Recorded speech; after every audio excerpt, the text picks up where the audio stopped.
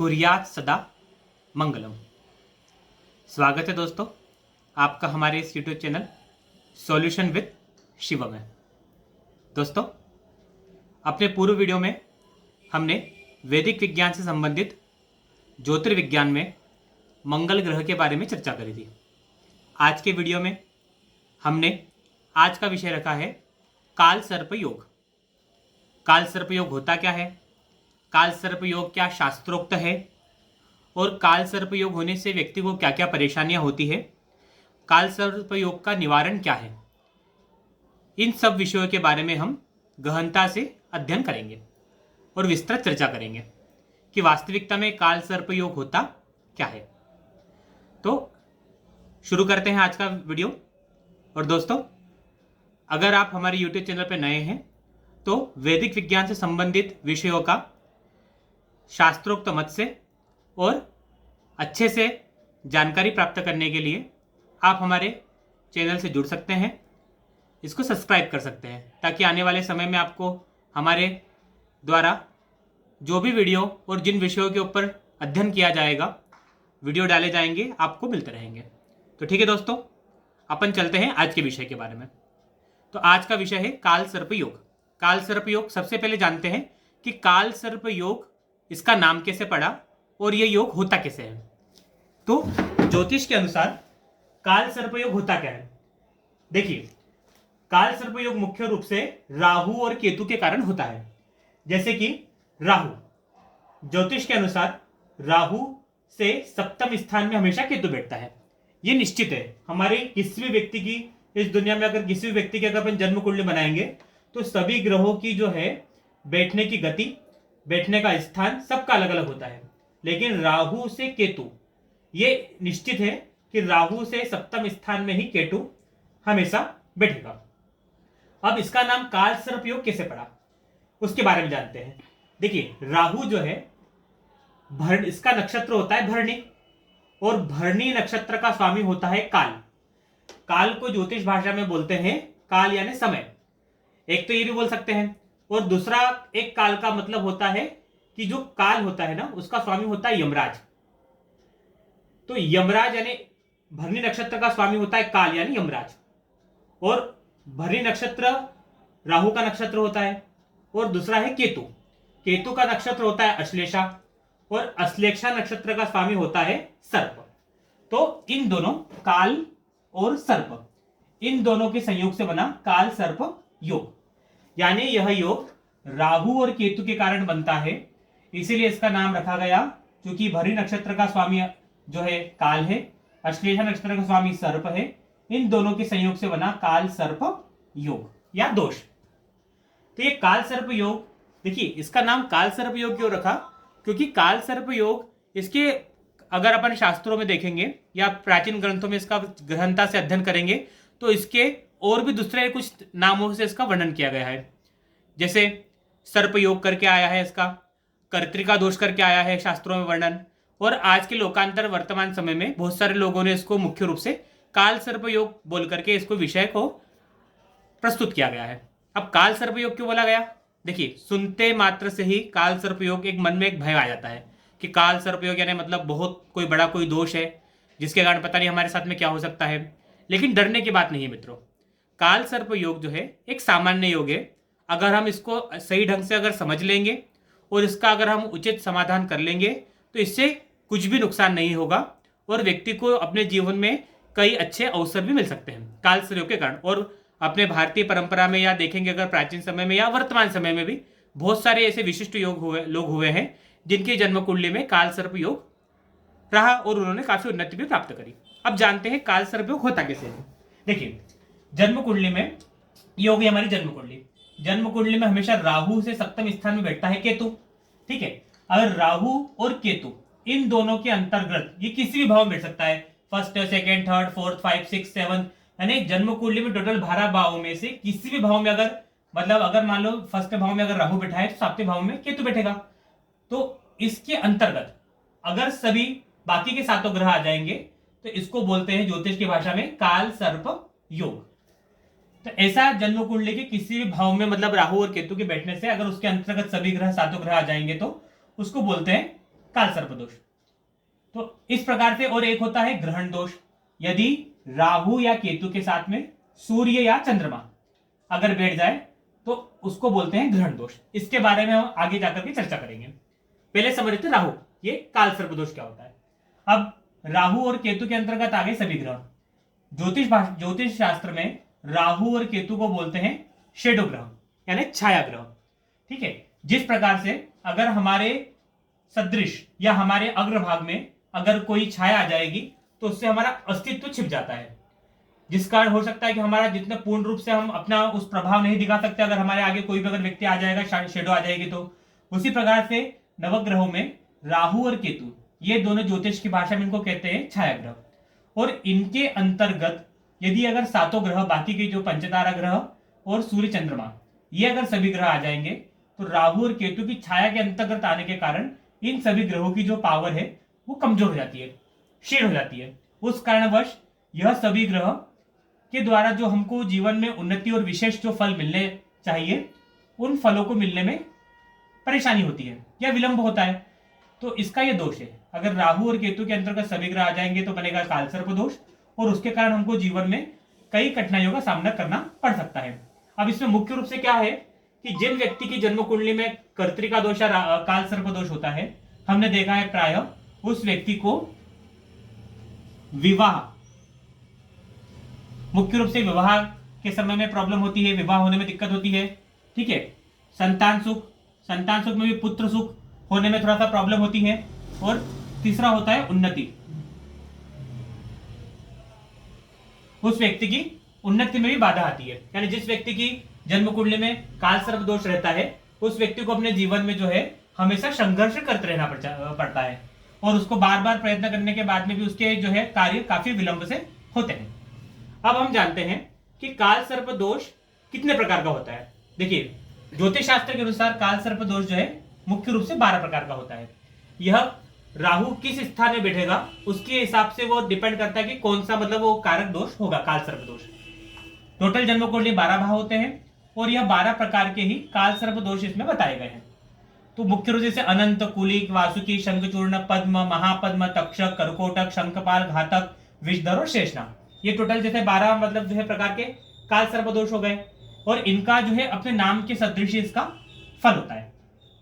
तो दोस्तों, अगर देखिए, अगर काल सर्प दोष यदि व्यक्ति के जन्म कुंडली में है ना, तो उससे अपने को डरने की बात नहीं है। ये एक सामान्य योग है जो प्रायः मतलब किसी भी व्यक्ति की पत्रिका में हो सकता है।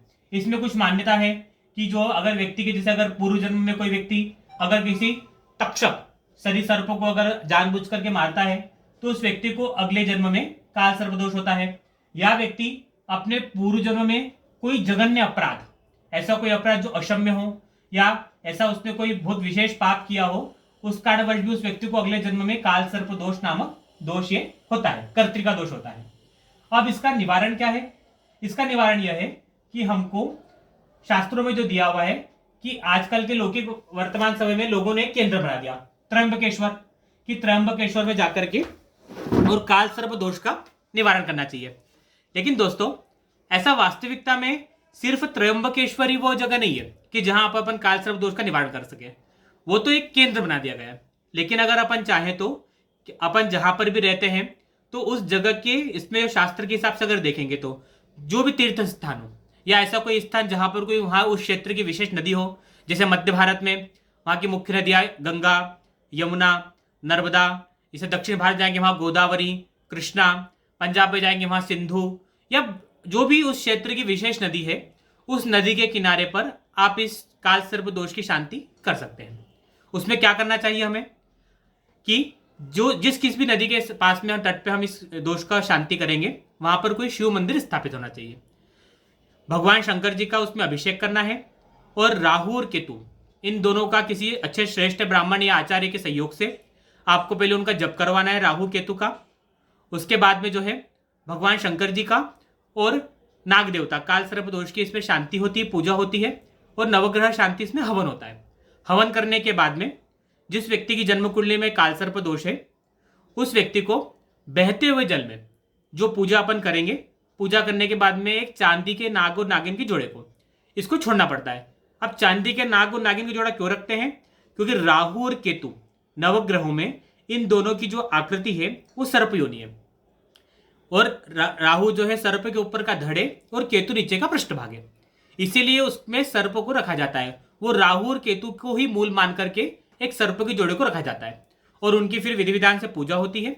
पूजा होने के बाद में उनको किसी भी बहते हुए जल में आप छोड़ दीजिए, तीर्थ स्थान में, नदी में विशेष, तो उससे इस दोष की शांति मिलती है। अब क्या क्यों मान्यता है ऐसी?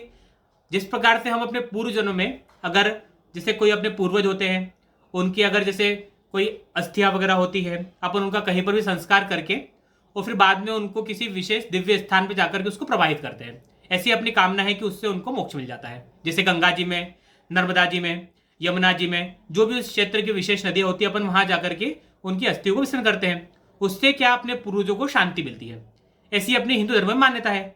उसी प्रकार से पूर्व जन्म में अगर हमसे ऐसा कोई जघन्य अपराध हो गया है, या फिर पूर्व जन्म में हमसे किसी सरीसर्प की अगर मृत्यु हो गई है, विशेषकर सर्प जीव की, तो उसके दोष की शांति के लिए हम विधि विधान से भगवान की पूजा करते हैं, और पूजा करने के बाद में उनको बहते हुए जल में छोड़ने का विधान है।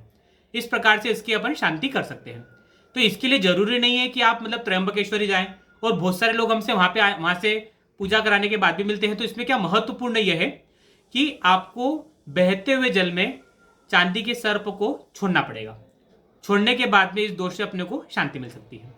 अगर आप ऐसा करते हैं तो पूर्ण रूप से इस दोष से हमें मुक्ति मिल जाएगी, और उसके बाद में हमको इसके दुष्परिणाम जो मिल रहे हैं वो दूर हो जाएंगे, और हमको आने वाले जीवन में इससे काफी अधिक अनुकूलता मिल सकती है। ठीक है दोस्तों, तो ये हमने जाना अभी काल सर्प दोष के बारे में। और काल सर्प दोष के टोटल जैसे 12 कितने प्रकार के दोष होते हैं ये, और इसी प्रकार से होता है ग्रहण दोष।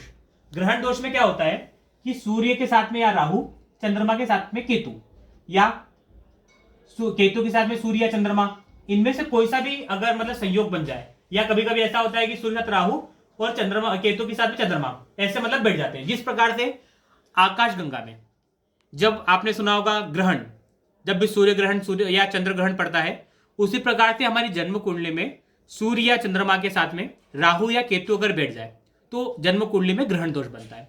अब सूर्य और चंद्रमा ये दोनों राजा ग्रह होते हैं, और यह ज्योतिष शास्त्र में एक महत्वपूर्ण ग्रह है जिनको राजा ग्रह कहा जाता है, यानी एक प्रकार से कंट्रोलर कह सकते हैं ग्रहों का, नवग्रहों के। तो अगर उनके साथ में राहु या केतु, और अपनी एक धार्मिक मान्यता के हिसाब से भी कि राहु और केतु ये हमेशा सूर्य और चंद्रमा के साथ में ग्रहण लगाते हैं, उनको कष्ट देते हैं। तो जब भी हमारी जन्म कुंडली में राहु या केतु के साथ में सूर्य या चंद्रमा की अगर युति आएगी तो ग्रहण दोष कारक होता है। तो उस समय उसके कारण भी व्यक्ति को काफी अधिक मतलब परेशानियों का सामना करना पड़ता है, या उसके व्यक्ति के जीवन में उन्नति अवरुद्ध रहती है। तो ऐसे अगर जन्म कुंडली में सूर्य चंद्रमा के साथ में राहु या केतु बैठे हैं तो ग्रहण योग कारक है, और उसके लिए भी हमें काल सर्प दोष की सदृशी पूजा करनी चाहिए। पूजा करके और उसका मतलब उसका जो है हमें संकल्प करना चाहिए। इस दोष के खत्म होने से हमको जीवन में काफी अधिक उन्नति मिल सकती है। ठीक है दोस्तों, तो आज हमने जाना काल सर्प दोष क्या होता है, उसके क्या किस प्रकार से बनता है, क्या उसका उपाय है और क्या निवारण है। अब हम इसी का एक मतलब शास्त्र में वर्णन आता है कि राहु केते मध्य राहु केतु सप्ते विघ्नाहा काल सर्पा सारिकाहा सुतया सादी सकला दोषा रोगेन प्रवासे चरणम ध्रुवम। ये शास्त्र मत में भी आया है कि अगर राहु केतु के मध्य में सभी ग्रह आ जाए, राहु केतु से सप्तम, चूंकि इन दो राहु से केतु सप्तम भाव में होता है, उसके मध्य के अंदर सभी ग्रह आ जाए तो यह एक विघ्न कारक काल सर्प नाम का दोष होता है, जिसके कारण व्यक्ति को काफी अधिक परेशानियों का सामना करना पड़ सकता है। तो अभी हमने जाना कि काल सर्प दोष होता क्या है। तो अभी काल सर्प दोष से डरने की कोई आवश्यकता नहीं है। आप उसका अच्छे किसी सुयोग्य ब्राह्मण से, किसी सुयोग्य अच्छे व्यक्ति से उसका परामर्श लें, और अपनी जन्म कुंडली में अगर आपकी वो दोष है तो उसका आप अच्छे से और नॉर्मली रूप से उसका आप कहीं पर भी अपने क्षेत्र के हिसाब से जो मुख्य नदी हो वहां पे उसका आप समाधान कर सकते हो। उससे आपको उस दोष से विघ्न मुक्त हो सकते हैं। और यह दोष हमने प्राय अपने खुद के अनुभव में देखा कि जिन व्यक्ति की जन्म कुंडली में अगर काल सर्प दोष है तो उस व्यक्ति को प्राय विवाह को लेकर के, विशेषकर उन्नति को लेकर के, और आगे जाके संतान सुख होने में प्रॉब्लम होती है। तो अगर आप भी इन चीजों को अगर फेस कर रहे हो अपने जीवन में कहीं ना कहीं, तो उसमें आप अपनी जन्म कुंडली में आप एक बार जरूर उससे विचार करें कि आप अगर काल सर्प दोष अगर जन्म कुंडली में है तो आप अगर उसका विशेष अगर उसका उपाय करते हैं तो आपको इन दोषों से मुक्ति मिल सकती है। ठीक है दोस्तों, तो आज के विषय में, आज के वीडियो में इतना ही। अब हम अगली बार अगले विषय को लेकर के आपके सामने सदृश उपस्थित होंगे। तब तक के लिए अगर आपको यह वीडियो अच्छा लगे तो आप हमारे वीडियो को लाइक करिए, औरों को भी जो इससे संबंधित मतलब जो जानकारी को जानना चाहते हैं ऐसे लोगों को, या फिर सबके सदृश इसको आप शेयर करिए। हमारे चैनल को सब्सक्राइब करिए ताकि और अधिक से अधिक लोग इससे जुड़ सके, उनको मतलब शास्त्रोक्त मूल बातों का ज्ञान हो सके। ठीक है दोस्तों, तो आज की वीडियो में इतना ही, और चलते हैं अगली बार अगले विषय के साथ आपके सामने उपस्थित होंगे। शुभ दिवस, कुर्यात् सदा मंगलम।